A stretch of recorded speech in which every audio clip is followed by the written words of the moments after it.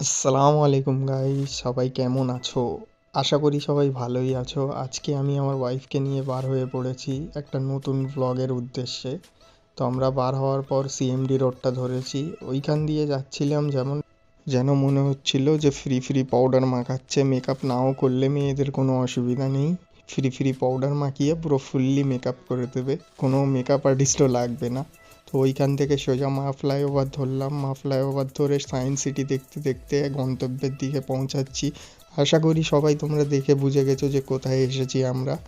তো হ্যাঁ, তোমরা ঠিকই গেস করেছো, এটা হচ্ছে ইকো পার্ক। আমি আমার ভাগ্নির কাছ থেকে চকলেট নিয়ে ওর মামিকে গিফট করলাম, তো ও রেগে গিয়েছে। ওকে হাই করতে বলছি, ও হাইও করে না। এনার সঙ্গে মিট করো, এটা হচ্ছে আমার ভাগ্নি।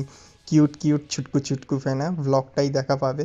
তো আমরা কিছুক্ষণ করবেট খেললাম, খুবই মজা লাগলো। ইকো পার্কে আসবো আর হাঁটু হাঁটু করা হবে না, এটা কোনো দিন হতে পারে? তো ওটাই আমরা করছি। হাঁটু হাঁটু করতে করতে আগে যাচ্ছিলাম, যেতে যেতে দেখলাম হঠাৎ কোথায় পানির শো হচ্ছে। ওখানে দাঁড়িয়ে কিছুক্ষণ দেখলাম, খুবই ভালো লাগলো। তারপরে হঠাৎ খিদে পেয়ে যেতে আমরা একটা চিপস কিনে খাওয়া হচ্ছিল। আমি ছিলাম, আমার বোনপোনাই ছিল, আমার কিউট মতো ভাগ্নি ছিল, আর আমার ওয়াইফ ছিল।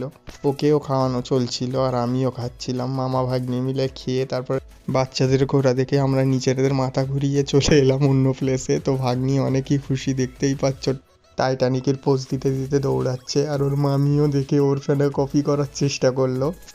যাই বলো, মামি ভাগ্নির মিল অনেক বেশিই আছে।